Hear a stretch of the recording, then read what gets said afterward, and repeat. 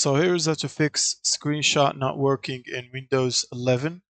First, you will need to right click on Windows icon and then go to installed apps and then search for the snip tool or the snipping tool,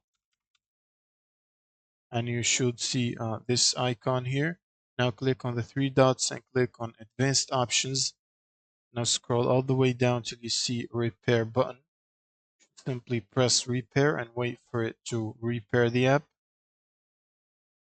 Now once the app is repaired, you will simply click on reset and click reset again and wait for it to reset the app.